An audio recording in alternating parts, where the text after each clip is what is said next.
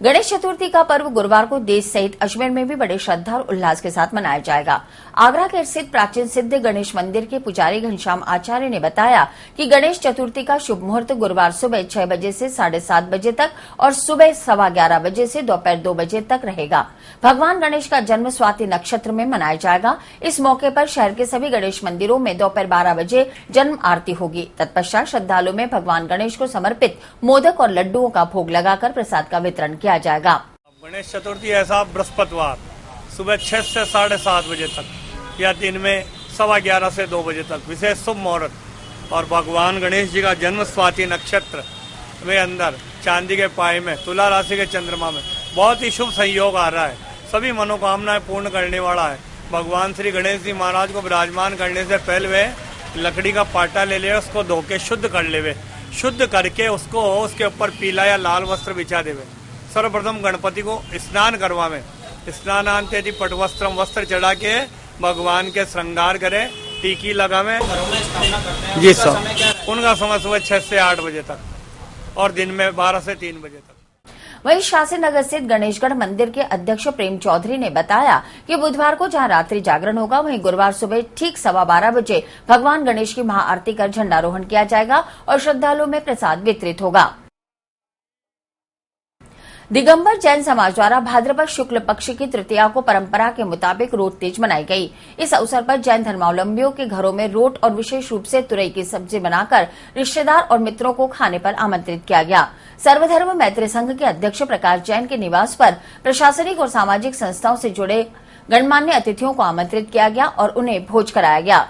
मान्यता के मुताबिक इस दिन घरों में रोट और तुरई की सब्जी बनाकर रिश्तेदारों और मित्रों को घर पर खाने पर बुलाया जाता है। कुछ लोग इसे त्रिलोक तीज व्रत के नाम से भी मनाते हैं। इस दिन त्रिकाल चौबीसी की पूजा करके महिलाएं व्रत रखती हैं। वहीं इस दिन हरतालिका तीज भी मनाई जाती है, जिसमें महिलाएं व्रत रखकर पूजा अर्चना कर दान पुण्य करती हैं।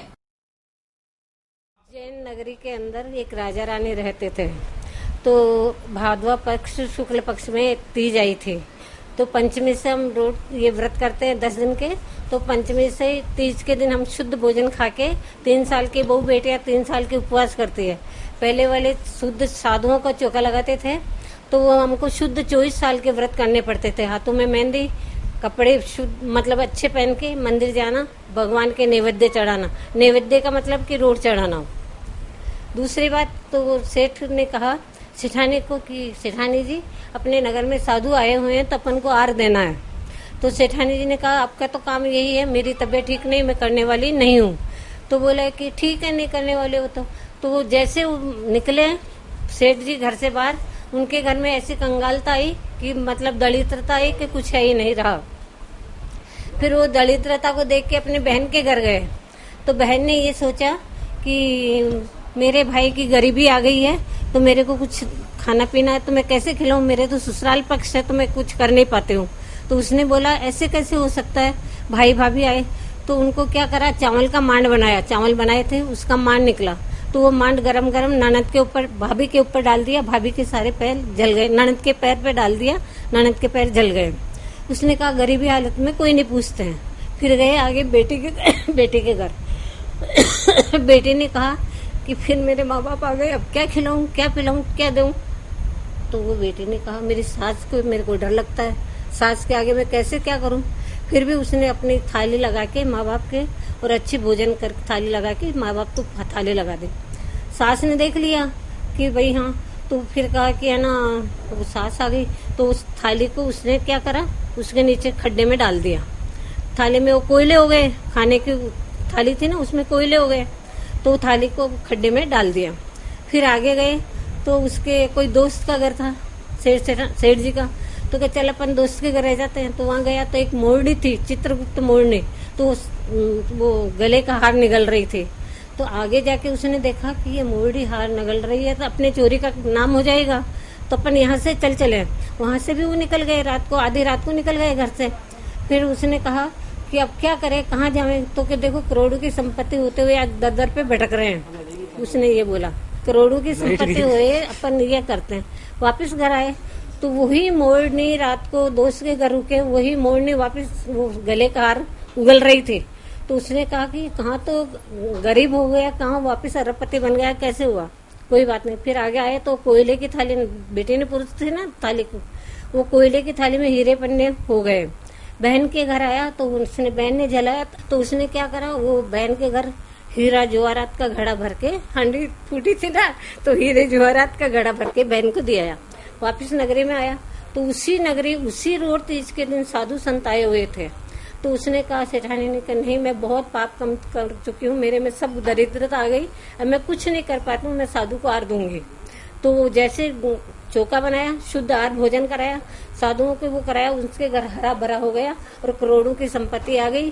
कहाँ तो दरिद्रता और कहाँ करोड़ों की संपत्ति आ गई। आदिनाथ भगवान की जय।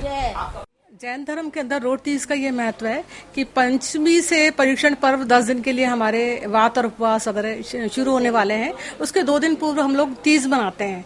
तीज का महत्व इसलिए भी ज्यादा गिना जाता है क्योंकि 10 दिन तक हम लोग के नियम चलते हैं, शुद्ध भोजन चलता है, कोई वास करते हैं या एकासना करते हैं।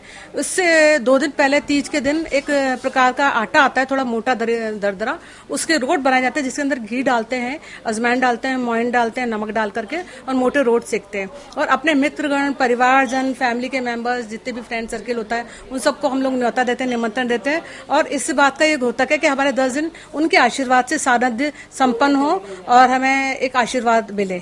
ये समस्त रोड बना करके हम लोग सबसे पहले श्री जी के चरणों में अर्पित करते हैं। धोलाभाटा रेल लाइन के पास स्थित बाबा रामदेव जी के मंदिर पर भाद्रपद शुक्ल पक्ष की दूज को भव्य मेले का आयोजन किया गया, जिसमें हजारों की संख्या में पहुंचे श्रद्धालुओं ने हाजिरी लगाकर बाबा के समक्ष भोग लगाकर परिवार की सुख समृद्धि की कामना की। वहीं मेला स्थल पर लगी अस्थायी खेल खिलौने और चाट पकौड़े की दुकानों पर मेलार्थियों ने जमकर लुत्फ उठाया। कम से कम 150 साल से ज्यादा पुराना मंदिर है हमारा, और हमारे यहाँ पे करीबन 25-30 साल से समथिंग यहाँ मेला भर रहा है और कंटिन्यू यहाँ मेले में इसी तरीके से भीड़ रहती है। और यहाँ व्यवस्था, हम सारे कार्यकर्ता मिलकर से अच्छी तरीके से व्यवस्था। और जो आप ये जोत देख रहे हो 700 साल पुरानी जोत है, ये वाली जोत जो 700 साल पुरानी जोत है। और हम रामदेवरा से इस बार जोत लाए थे और झंडा भी लाते हैं हर साल। इसी तरह कहार युवा क्लब के तत्वावधान में मदार गेट स्थित प्राचीन बालाजी मंदिर के निकट दिन में रामदेव बाबा के भंडारे का आयोजन कर प्रसादी ग्रहण कराई गई। वहीं रात को आयोजित भजन संध्या में जय मां अम्बे म्यूजिकल साउंड और अलबेला म्यूजिकल ग्रुप जसनगर से आए कलाकारों ने देर रात तक बाबा रामदेव को अपने भजनों से रिझाया।